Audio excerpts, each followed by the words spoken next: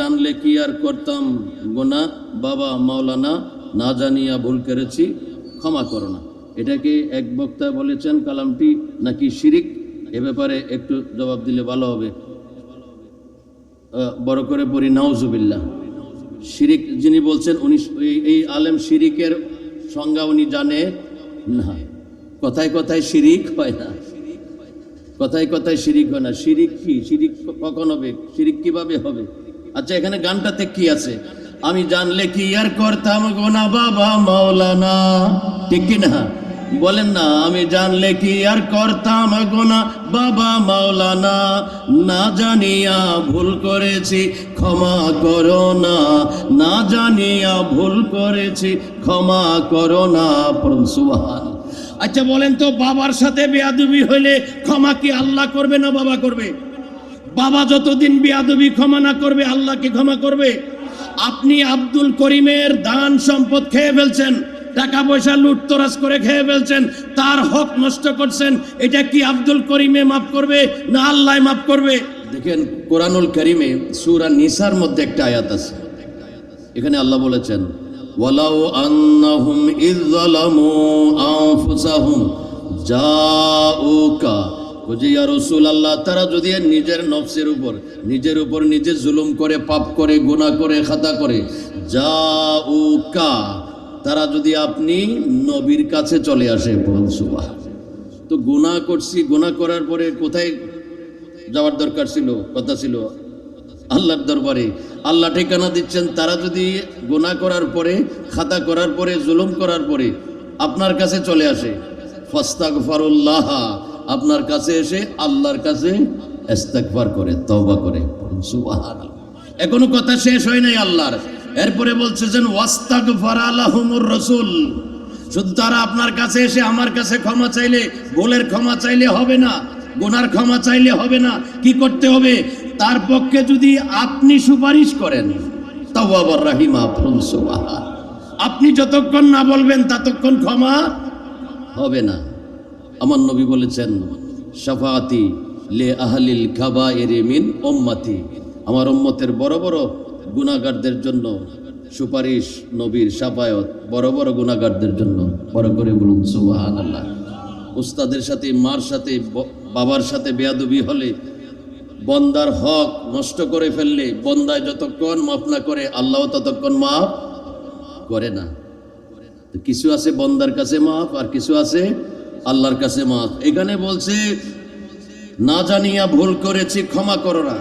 মুর্শিদ যে আদেশ দিছে, যে নির্দেশ দিছে, সেটা সঠিকভাবে পালন করতে পারে নাই, তার ভুল হয়ে গেছে, মুর্শিদের আদেশ অমান্য হয়ে গেছে।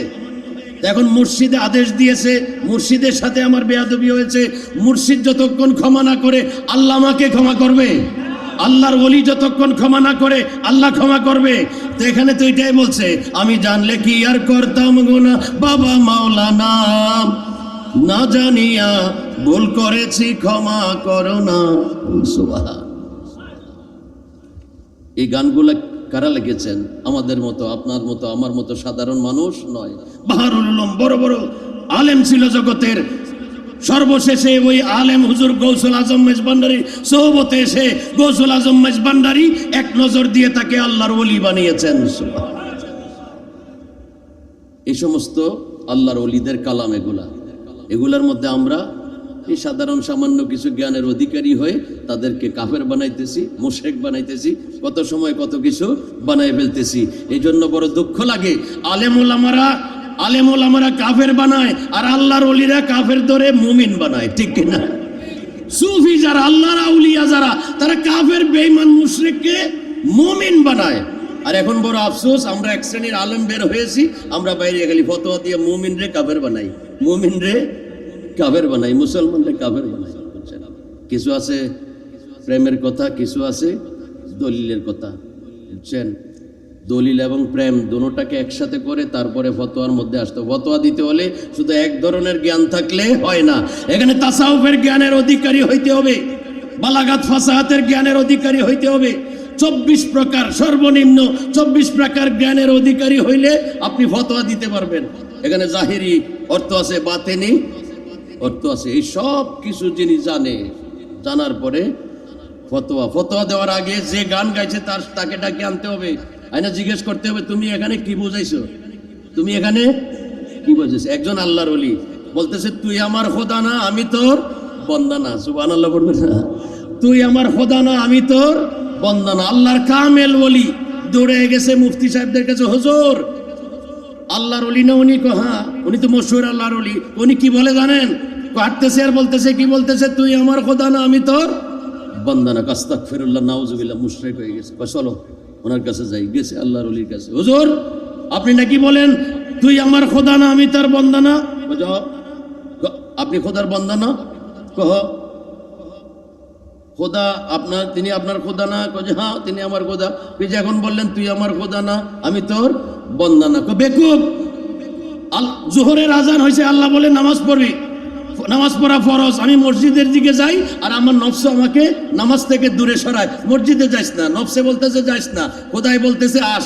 আমি নফসেরে বলছি তুই আমার খোদা না আমি তোর বন্দা না। আমার যিনি খোদা উনি বলছেন নামাজ পড়ো, আমি কি নফসের বন্দা? নফস কি আমার খোদা? ও আপনি কি নফসের কথা বলছেন?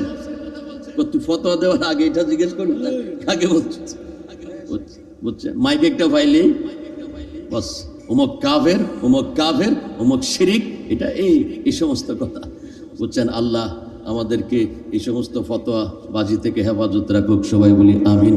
ওলিয়া উলিয়া দয়াল নবী কামেল পীর মুর্শিদের মান সম্মান ইজ্জত ক্ষমতা পাওয়ার, এই যে আমরা বলেছিলাম যে কোরআনে আল্লাহ বর্ণনা দিয়েছেন ওলি আল্লাহদের কারামতের কথা কোরআনে বলেছেন, পাওয়ারের কথা কোরআনে বলেছে। আমিরুজ্জামান শাহ উলিয়া কত মরা মানুষ জিন্দা করেছেন, এই কথাও আল্লাহর কোরআনে আছে।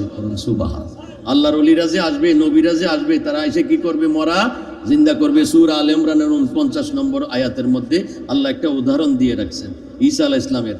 ঈসা আলাইহিস সালাম মরা জিন্দা করতে পারতেন। উহিল মওতা, এখানে উহি আরবি ব্যাকরণে ওয়াহিদে মুতাকাল্লিমের সিগা, আল্লাহ নয় উহি, আমি জিন্দা করতে পারি। ঈসা নবী বলেন, বলুন সুবহান। এটা শিরিক হবে না? জিন্দা করার মালিক কে?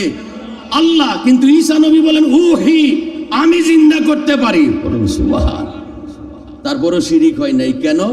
বে ইজনিল্লাহ, বে ইজনিল্লাহ, আল্লাহর ক্ষমতায় আল্লাহর হুকুমে করি, বলুন সুবহান। ঈসা নবী মরা ডাক দিলে জিন্দা হয়ে যেত। হুজুর গৌসে পাক শাহিন সাহেব বগদাদ মরা মানুষ জিন্দা করে ফেলছেন। শাহ আমিরুজ্জামান শাহ কেবলা কাবা মরা মানুষ জিন্দা করে ফেলছেন। এই পাওয়ার, এটার দলিল কোথায় দিয়েছেন? কোরআনে 1500 বছর আগে দিয়েছেন।